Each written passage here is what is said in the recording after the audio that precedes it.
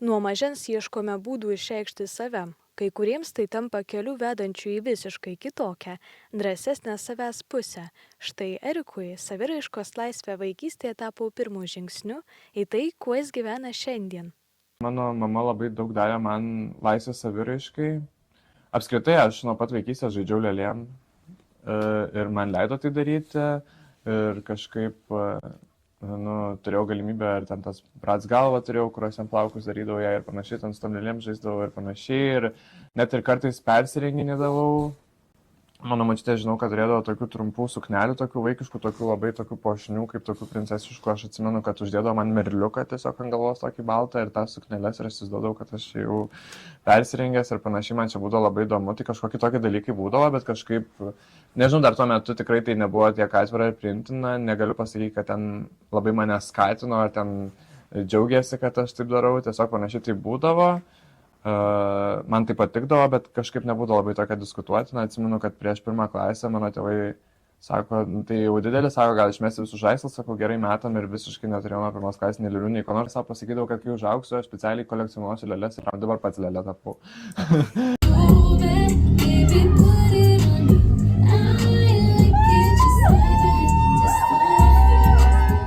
Aš būdavau gan tylus vaikas.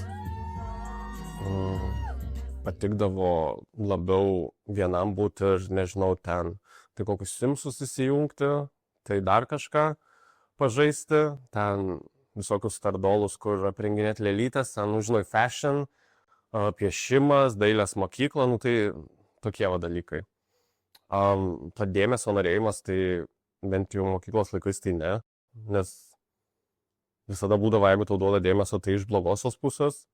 Tai aš toks, davai, nepastebėkit manęs, aš nenoriu niekur nei dalyvauti, nei niekur, atsėdžiu pamokas, einu namo ir viskas. Vaikystėj, kaip dar visai mažas būdavau, tai būdavo, kad, ten šeimai, žinai, kažkokį šou surengi, ten, nežinau, pėtkelnes ant galvos susidedi, ten močiutės kokį sijoną užsidedi, bet gan anksti man pasakė, kad, berniukai neturėtų taip daryti ir tokius šou daryti, tai aš toks, okei. Anksčiau tai, kaip vos pradėjau, tai kaip Deividas aš žymiai uždaresnis buvau ir toks shy introvertas. Malena man padėjo išeiti iš to užburto rato, kad it's okay to talk ir it's okay, kad išreikšti tą nuomonę, pasakyti ne, pasakyti ten dar kažką. Tai jinai mane išmokė, o dabar tai kinda kaip ir susivienodinom mes, tik tai, kad, Malena yra overly sexual ir ten jau, žinai, boobs ir viskas ir ten tik tai taip, pamatai, bet jeigu realybėj, kaip Deividas irgi boobs ir turėčiau, tai irgi taip daryčiau, tai. Vaikinas neslepia, prieš 4 metus jo gyvenimas virto nuolatiniu lėkimu. Studijos, darbas, nors kaip pats sako, ateities profesijai atidavė daug, vis dėlto viduje liko neužpildyta tuštuma. Ilgai nelaukdamas, jis nusprendė ieškoti būdų, kaip suteikti kasdienybei to, ko taip trūko. Nusprendžiau, kad man reikia kažką daryti ir aš galvoju, ką.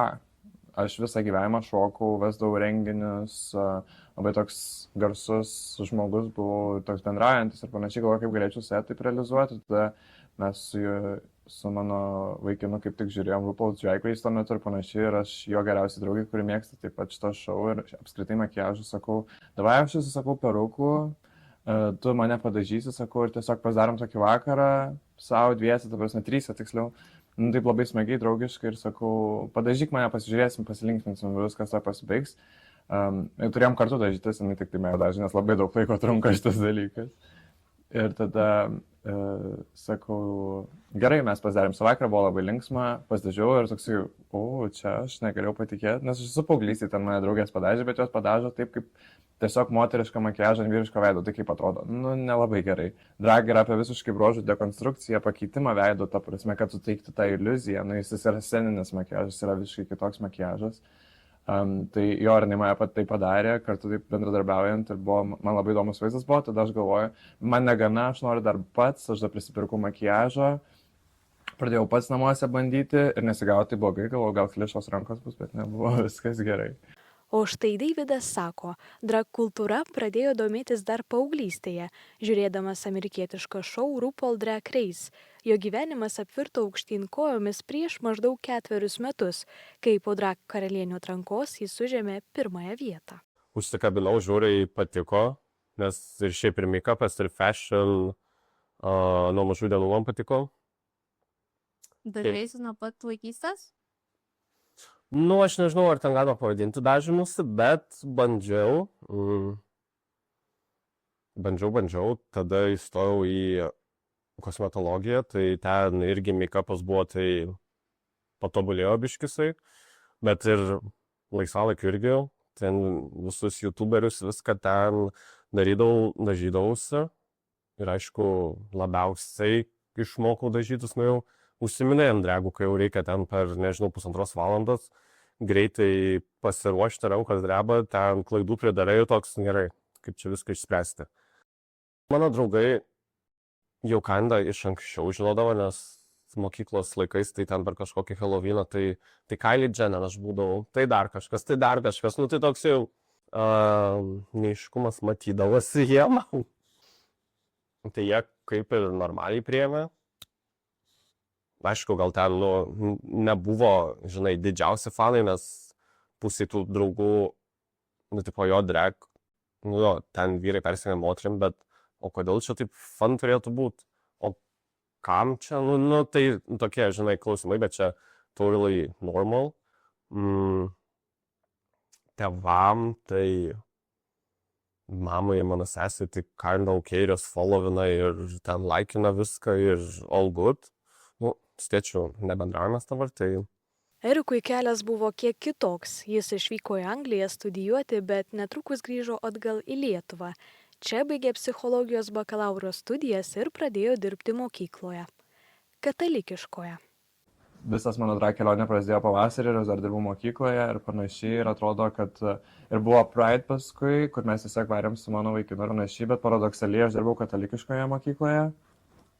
Ir visą laiką kažkaip atrodo galvoje, nors aš nesu spintoje, ta prasme, aš neslepiu toks, koks aš esu ir viskas gerai, mano tėvai žino, mano šeima žino, aš neturiu ko gėdintis, aš labai to didžiuojuosi ir esu labai laimingas, kad turiu labai daug palaikymo, bet kažkaip toje vietoje vis tiek atrodo tarsi turėti kažkokią kaukę arba nesakymo momentą, kur tai nėra diskutuojama ir panašiai, ir kažkaip atrodo buvo baisu, kad o kas jeigu pamatys ir panašiai, ir gavos, kad mes per Pride'ą šiemet buvom su Aura ir Edma jų šitam, kaip nebūdeliai, truck, tiesiog tam visam sunkvežimėje, kur važiuoja ir mes patekom ir į visokius Aurito ir Delfi ten tos straipsnių, tipo viršelius, ypač mano vaikinas, ir mes tokie...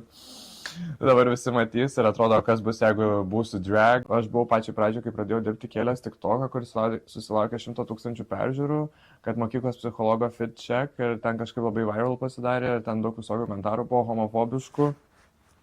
Ir bijojau, kad pamatys ir mačiau, kad ten matė kai kurie mokyklos ten darbuotojai ir panašiai tą video, bet kažkaip niekada apie tai nieko nekalbėjom, o paskui aš dariau savo dalykus ir viskas. Ir pačiai pradžiai buvo ir Instagram'ą užsiprivatinis, ir Facebook'e ten viską ir panašiai. Ir paskui galvoju, o kodėl?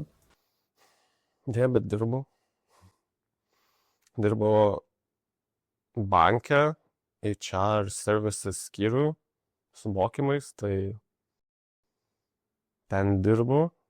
Ir pabaigę darbą čia atvažiuojam dirbti antrą pamainą. Dabar gan lengviau suderinti. Anksčiau aš dirbau pardėse tiesiog. Tai ten, tu turi 3 darbo dienas, 3 laisvas. Ir ten apsikeist labai mažai kas nori ir jeigu neapsikeičia, tai tu tiesiog. Nesvarbu, per ašaras, per kainį į darbą ir toks. Maišelio reikės. Abu vaikinai iš artimųjų sulaukia daug palaikymo, tačiau nepažįstami reaguoja įvairiai. Ryškus makiažas, neįprasta apranga traukia aplinkinius žvilgsnius, o išeiti į gatvę atrodant kitaip nei daugumai tampa iššūkiu.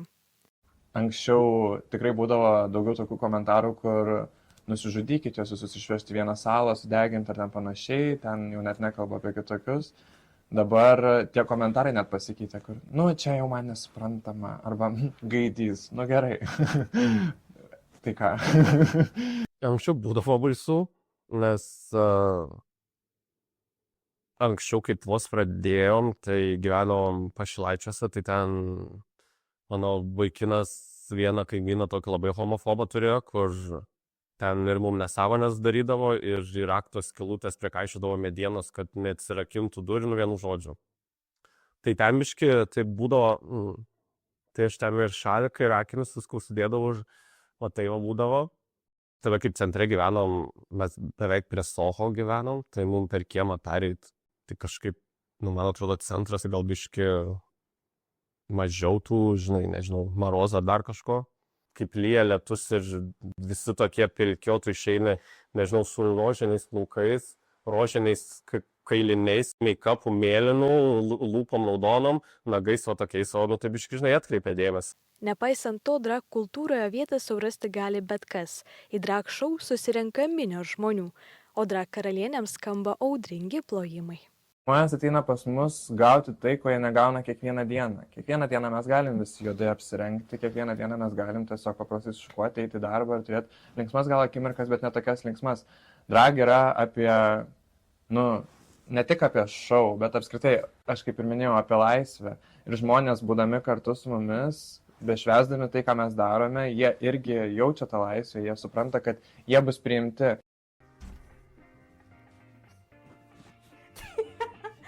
Jo, šitas kelias yra pramintas.